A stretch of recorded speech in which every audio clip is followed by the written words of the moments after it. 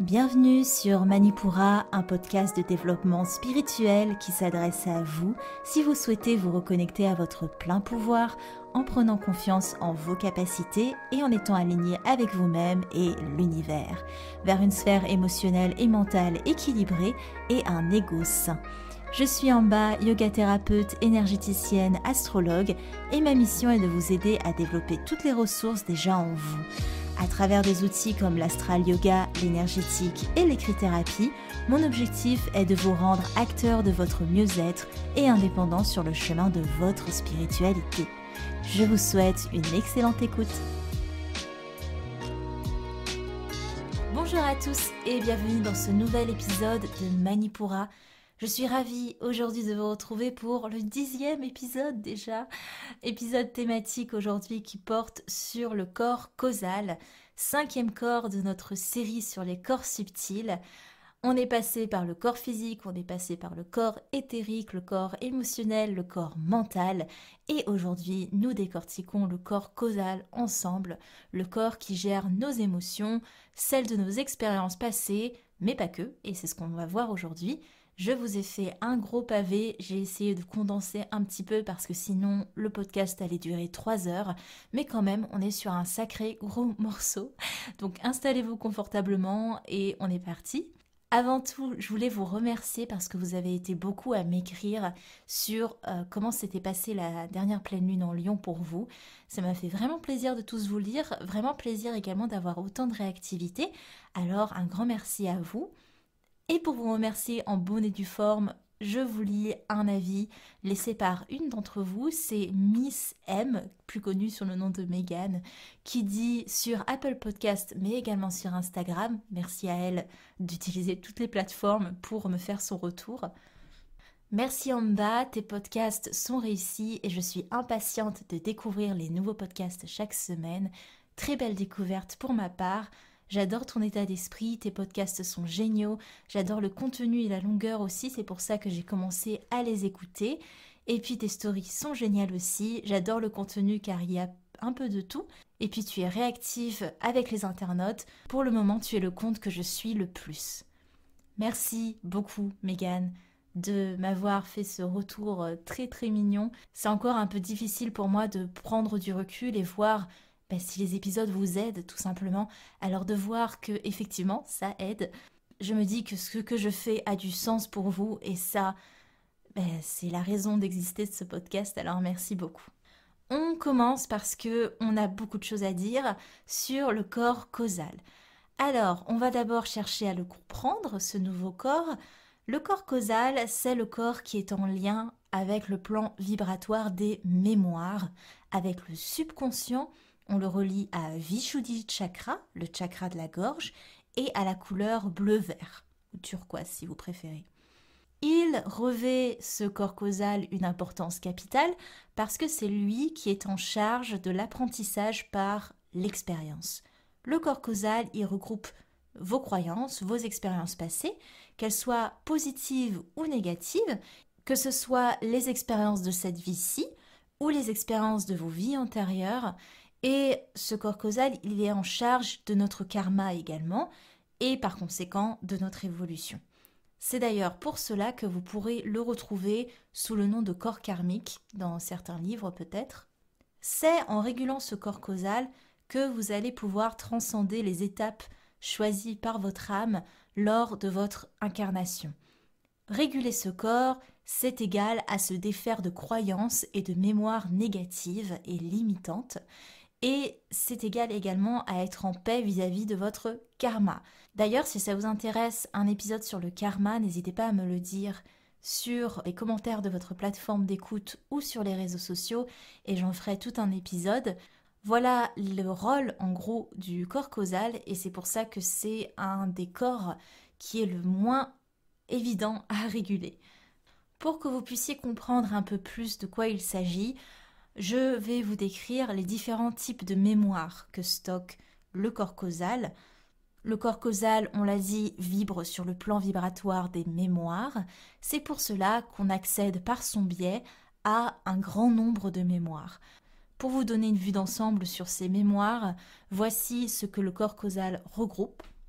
Point numéro 1, il regroupe nos mémoires passées. Les mémoires passées, c'est tout ce que vous avez vécu dans le passé, pendant cette vie actuelle.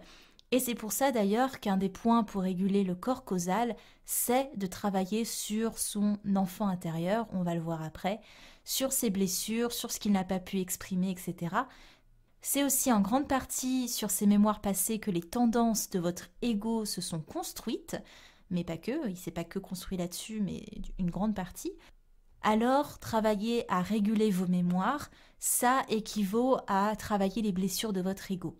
C'est pour ça que je dis que c'est un gros morceau, ce corps-là. Il y a beaucoup d'enjeux. Point numéro 2, le corps causal regroupe nos mémoires karmiques. C'est les mémoires qui sont liées à nos vies antérieures. Et c'est des mémoires qui sont, pour la plupart, en grande majorité du temps, complètement inconscientes. Si vous voulez, le corps causal, il subsiste au fil de vos incarnations, donc il subsiste après la mort de votre corps physique, et il permet à votre âme d'avoir ces petits bagages de mémoire pour évoluer dans une nouvelle incarnation. L'esprit, plus il évolue dans le mental supérieur, plus il capte des informations de ses mémoires. Mais en général, pour qu'on ne soit pas trop perturbé par toutes les mémoires de nos vies antérieures, parce que c'est un sacré bagage quand même, on a l'intervention de l'inconscient qui va venir nous empêcher d'accéder à tout ça. Je vais faire un petit point sur l'inconscient après pour vous le résumer très rapidement. Mais voilà, vous pensez bien que si toutes vos mémoires karmiques vous étaient accessibles, ce serait très difficile pour vous de gérer cette incarnation-ci. En ce sens, le rôle de l'inconscient est majeur et plus que bienvenu également.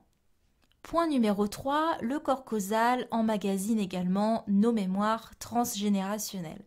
Les mémoires transgénérationnelles, ce sont les mémoires de vos ancêtres, que ce soit vos parents, vos grands-parents, vos arrière-grands-parents. Toutes ces mémoires, elles sont imprimées dans vos cellules et elles participent pleinement aux tendances que vous allez avoir dans votre vie actuelle. Pour vous donner un exemple, je prends quelque chose de ma vie actuelle. Je viens de La Réunion et à La Réunion, on a un passé en lien avec l'esclavage. Et j'ai pu remarquer que beaucoup de personnes avaient des tendances dans cette vie-ci, dans ma génération, à soit vouloir avoir le total contrôle de sa vie, presque à outrance, parce qu'on a peur d'être possédé par autrui.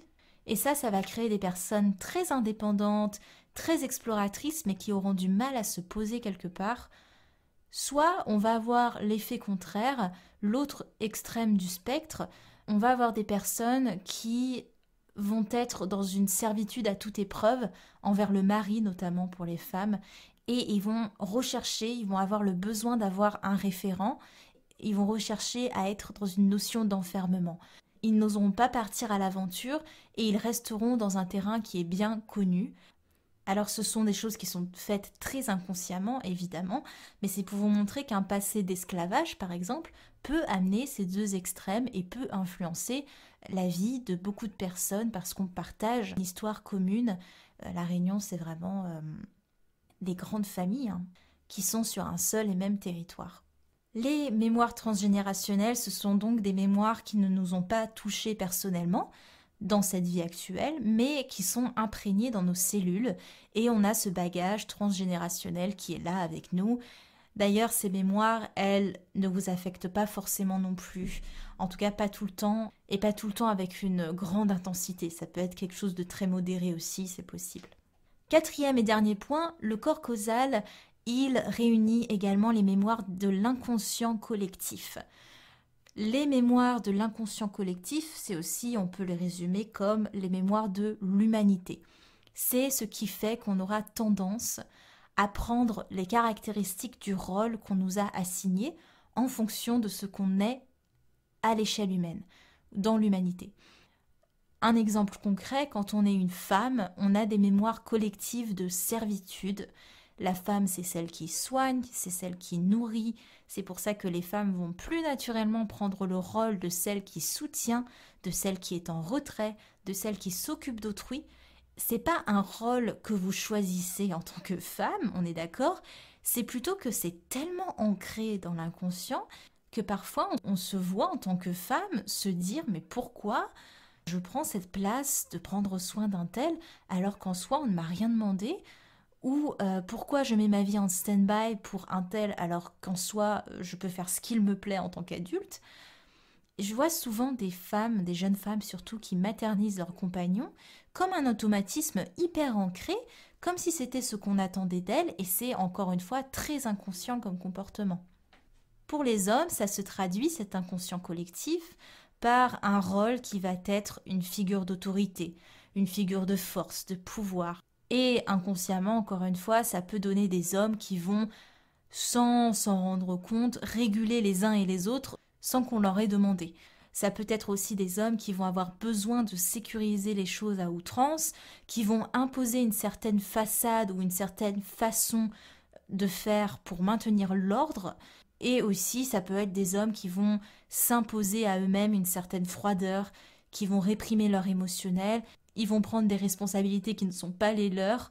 Bref, ce sont des choses très inconscientes qu'on ne prend pas par plaisir, mais qui sont tellement ancrées dans nos sociétés et dans nos mémoires collectives qu'on s'oriente vers ça sans vraiment le remarquer. On a toutes ces mémoires, toutes les mémoires que je viens de lister, les mémoires du passé, les mémoires karmiques, les mémoires transgénérationnelles et les mémoires de l'inconscient collectif. On les a toutes, qu'on les accepte ou non, elles sont là, dans notre corps causal. À nous, évidemment, d'en prendre conscience et de s'en défaire pour ne pas rentrer dans le jeu de rôle qu'on nous impose, pour ne pas être étouffé par son karma, etc., etc. Très rapidement, avant qu'on passe à la suite, je vous fais un petit zoom sur ce qu'est l'inconscient. C'est pour ça que c'est intéressant d'écouter les épisodes vraiment à la suite des autres, parce que je vous délivre des notions et je reviens pas dessus une fois que je les ai définies avec vous en podcast. Pourquoi c'est important de parler de l'inconscient ? C'est parce que c'est dans l'inconscient que réside la grande majorité de nos mémoires. L'inconscient, c'est tout ce qui n'est pas visible dans notre champ de conscience. Il regroupe des informations sans intérêt que le mental neutre traite pour s'en délester. Il regroupe aussi des informations camouflées par notre ego dans le but de nous protéger, par exemple des blessures, des traumas, etc. Et l'inconscient regroupe aussi des informations que notre esprit ne peut pas encore capter, n'est pas encore en mesure de capter. On a vu dans l'épisode 8 sur le corps mental ce qu'est l'esprit. N'oubliez pas que vous captez des informations selon votre champ et votre niveau de conscience. Et certaines informations sont là, mais elles ne sont pas encore accessibles par votre conscience parce que vous n'êtes peut-être pas encore prêt à traiter ces informations. Maintenant que vous avez toutes les clés pour comprendre le corps causal, comment on harmonise ce corps causal ? Comme je vous l'ai dit plus tôt, ce n'est vraiment pas le corps le plus facile à réguler parce qu'il va demander d'aller explorer les tréfonds de l'inconscient, le tréfond des mémoires, qu'elles soient karmiques, qu'elles soient transgénérationnelles, que ce soit l'enfant intérieur, tout ça, c'est pas des choses hyper simples à réguler, soyons honnêtes. Un corps causal déséquilibré, ça amène à répéter des schémas de pensée, répéter des schémas familiaux, des schémas relationnels, parce que vous avez des croyances limitantes et des mémoires qui sont ancrées, même inconsciemment.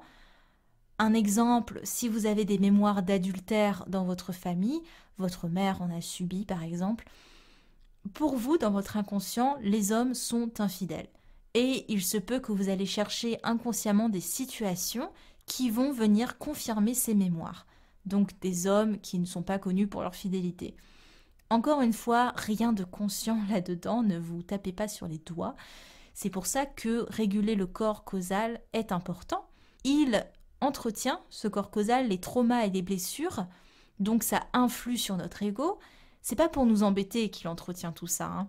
C'est pour vous aider à transcender toutes ces choses. C'est pour vous aider à évoluer, pour vous aider à grandir, pour vous aider à accéder à votre vrai soi, dénué de toutes les limitations et toutes les croyances limitantes que vous avez accumulées. Votre âme, elle est venue pour vivre tout ça, elle est venue pour vivre ces expériences, elle a choisi avant de s'incarner les points sur lesquels elle veut évoluer c'est toujours dans le but de vous reconnecter à la source. Pour connaître la source, il faut connaître l'individualité. Je peux reparler de tout ça dans un autre podcast parce que la source, c'est également un gros morceau. C'est d'ailleurs pas pour rien que le corps causal est le corps juste avant le corps spirituel et le corps divin qu'on va voir plus tard, parce que une fois que vous avez régulé le corps causal, vous pouvez accéder très facilement à toutes les possibilités que vous offrent le corps spirituel et le corps divin. Ça vous permet de vous libérer et d'accéder au soi. Premier point pour réguler le corps causal, c'est la communication. Le corps causal, si vous voulez, il est lié au chakra de la gorge, Vishuddhi, ou Vishuddha selon les écoles. Et c'est pas pour rien qu'il est lié à ce chakra, c'est pour vous permettre d'exprimer, d'extérioriser ce qui doit l'être. Et quel outil plus efficace que la communication pour délier les non-dits, les croyances, s'ouvrir à d'autres perspectives, affirmer ce qu'on est vraiment hors des limitations de l'ego. Ouvrir le dialogue, exprimer votre être profond, travailler l'ouverture de votre chakra de la gorge, ça va être des choses qui vont vous permettre de travailler votre communication. On va voir juste après des postures d'astral yoga qui travaillent sur le chakra de la gorge. Mais voilà, la communication, c'est un outil clé. Si c'est très compliqué pour vous de vous exprimer, commencez petit, toujours. Vous pouvez passer les choses à l'écrit avant de les exprimer à l'oral, si c'est quelque chose qui vous convient mieux. Ce qui peut aider aussi, c'est la libération par le chant. User de sa voix pour sortir ses tripes. Ça, vous pouvez le faire avec des chants de mantra, par exemple.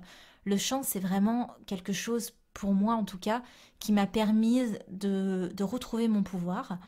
J'étais chanteuse dans une autre vie, enfin pas dans une autre vie, mais il y a très longtemps, j'ai été chanteuse. Et c'est marrant de voir ce décalage parce que, si vous voulez, vous allez aller vers des choses qui vous font du bien, naturellement, pour contrebalancer des blocages qui sont en vous. Je sais que pour moi, la communication, alors forcément vous vous dites, j'ai un podcast, donc la communication, ça a l'air d'aller, mais dans ma vie personnelle, c'est quelque chose de très compliqué pour moi. Et je sais que le chant a été, ou est en tout cas, une manière assez libératrice d'ouvrir le chakra de la gorge. Alors pour moi, qui ai eu toujours du mal à affirmer ma puissance, je suis allée naturellement l'affirmer par le chant. Je vous donne ces exemples personnels parce que je pense que ça vous aide à mettre les choses en perspective, mais aussi ça vous montre bien qu'on est tous dans une progression. Je ne vaux pas mieux que vous et j'ai encore beaucoup à apprendre et beaucoup de blocages à défaire. Et je pense que ça vous aide aussi à voir le côté humain, que les conseils ne soient pas que de la théorie, que vous puissiez les mettre dans un contexte. Je vous mettrai en lien un kirtan que j'avais pu chanter à l'ashram de yoga Shivananda. Un ashram, c'est un temple de yoga, une école aussi. J'avais chanté ce chant lors de ma formation de professeur de yoga. Si vous aimez et si ça vous intéresse, je serais ravie d'en enregistrer pour vous des nouveaux chants pour que vous puissiez répéter, chanter à la maison. Donc c'est des chants spirituels, des kirtans. Si ça vous intéresse, dites-le moi en commentaire de votre plateforme d'écoute ou sur mes réseaux sociaux. Dans tous les cas, ne vous dites pas qu'on est là pour un souci de performance vocale, absolument pas. On est dans l'expression pure de votre être, de sa voix, de son essence. Alors n'ayez pas peur d'exprimer votre voix. Deuxième point pour réguler le corps causal, ça va être de réguler tout ce qui est attrait au passé. On peut parler de l'enfant intérieur. J'en ai fait toute une newsletter pour les abonnés Manipura hier. D'ailleurs, si vous n'êtes pas abonné, je vous mets le lien dans les notes de l'épisode. Et je vous mettrai également un article qui détaille tout ce qu'il faut savoir, ou presque, sur l'enfant intérieur. J'avais créé également 2 méditations pour vous guider dans cette démarche. Mais rapidement, pour vous introduire à l'enfant intérieur, il représente les fondements qui ont bercé votre enfance et qui ont fait de vous la personne que vous êtes aujourd'hui. C'est une des bases de votre empreinte énergétique avec vos forces et vos faiblesses. Et il représente votre innocence, votre joie, votre pureté et la liberté d'esprit hors des attentes de votre entourage et de la société auxquelles vous vous êtes adapté en grandissant. Travailler son enfant intérieur, c'est une manière de penser les blessures du passé, d'exprimer l'enfant qui est encore au fond de vous et qui est souvent un peu mis sous silence pour répondre aux attentes de votre vie d'adulte. Je vous invite vraiment à aller voir l'article que j'ai rédigé là-dessus pour en savoir plus. Réguler tout ce qui est attrait au passé, c'est également réguler le karma. C'est d'aller chercher à avoir un aspect positif avec votre karma. Le karma, c'est rien de plus qu'une loi de cause à effet. Vos actions, que ce soit dans cette vie-là ou dans vos vies antérieures, elles ont eu et elles ont des conséquences. Le karma prend donc son origine dans votre passé, dans vos vies antérieures, mais ça peut être aussi un karma transgénérationnel, des mémoires de votre famille qui se répètent inlassablement.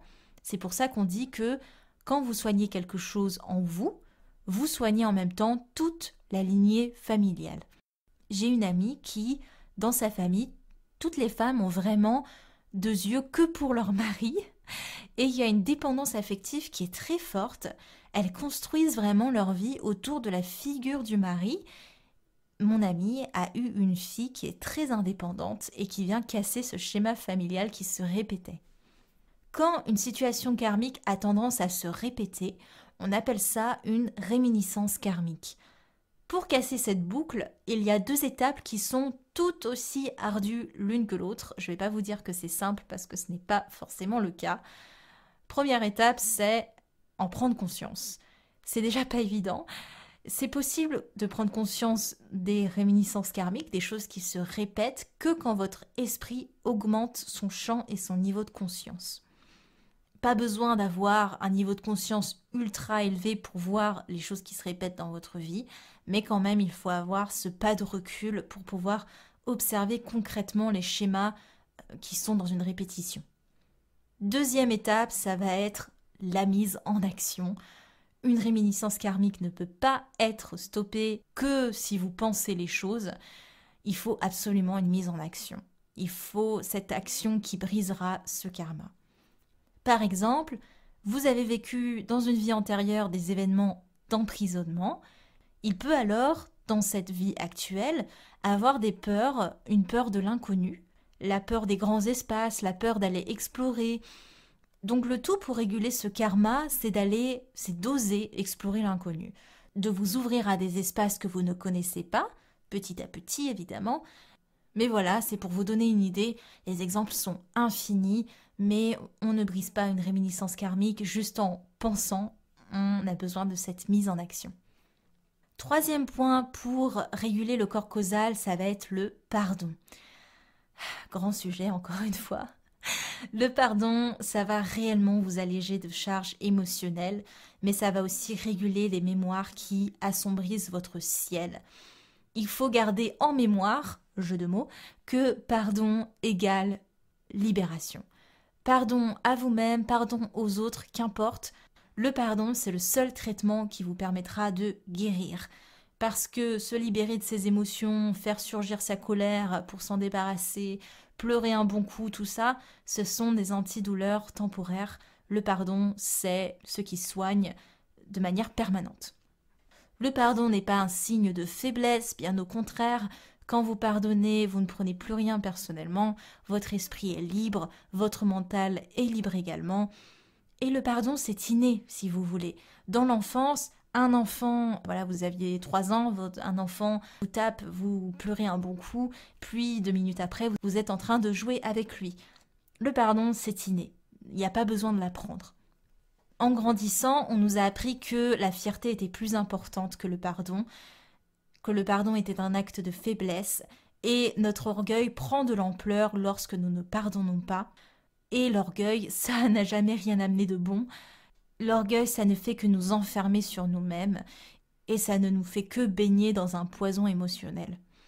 Pardonner les autres, c'est vous pardonner vous-même, c'est vous offrir un cadeau merveilleux de légèreté. Et comment faire concrètement ? C'est de prendre conscience que ce que les autres ont pu vous faire n'a rien à voir avec vous, ça a à voir avec leurs croyances à eux. C'est aussi prendre conscience de l'énorme poids que vous mettez sur vos épaules et de vous accepter comme vous êtes, de refuser de vous auto-punir. Don Miguel Ruiz a écrit dans les Accords Toltec ou peut-être dans la maîtrise de l'amour, je ne sais plus. Nous nous estimons coupables, nous croyons devoir être punis et nous nous punissons. Vous créez votre karma et vous devez ensuite le payer. Vous n'avez pas à souffrir, vous n'avez rien à payer, tout est fini. Si vous parvenez à vous pardonner, le karma disparaîtra simplement. Merci Don Miguel Ruiz pour ces belles paroles. Avant-dernier point pour réguler le corps causal, ça va être de réguler l'ego. Honnêtement, ce point, il mérite plusieurs podcasts à lui tout seul, alors je vais passer très rapidement dessus. L'ego, c'est votre programme interne de survie. C'est celui qui cherche à prouver votre légitimité d'exister. Et pour ça, il va mettre en place tout un tas de stratagèmes qui vont finir par vous éloigner de vos aspirations d'âme. C'est clairement en régulant l'ego qu'on accède au moi supérieur. Mais voilà, je ne développerai pas plus que ça parce que c'est vraiment un gros morceau là aussi. Dernier point, et j'ai fait le choix de ne pas vous faire d'exercice d'écrit-thérapie pour ce podcast parce que je trouve qu'il est assez dense déjà. Donc je vais juste développer l'astral yoga comme outil dans cet épisode-ci. En astral yoga, encore une fois, le reel où je vous montre les postures est disponible sur mon compte Instagram amba.manipura. On va travailler avec les énergies de Mercure pour travailler la communication et on va travailler des postures qui vont ouvrir, libérer le chakra de la gorge, Vishuddhi. On a Bhujangasana, la posture du cobra, Mastyasana, la posture du poisson, Dhanurasana, la posture de l'arc. Attention, si vous avez des cervicales sensibles ou si vous faites de l'hyperthyroïdie, ces postures ne sont absolument pas conseillées parce qu'elles vont venir stimuler la thyroïde. Si au contraire vous cherchez une stimulation des glandes endocrines, ce sont de super postures et elles travaillent évidemment sur le chakra de la gorge. Si les postures sont inaccessibles pour vous, travaillez des exercices de respiration, le pranayama, en vous concentrant sur votre respiration et en essayant d'allonger les expirations, de vraiment allonger le souffle. Vous pouvez également faire un exercice de sonothérapie très simple qui consiste à chanter des syllabes. Très concrètement, si vous voulez travailler dans votre vie la connexion, vous allez juste chanter les voyelles de ce mot. Donc ça donne pour le mot connexion, vous vous mettez en posture de méditation, vous vous mettez dans un endroit où vous pouvez pratiquer tranquillement. Et ça donne pour connexion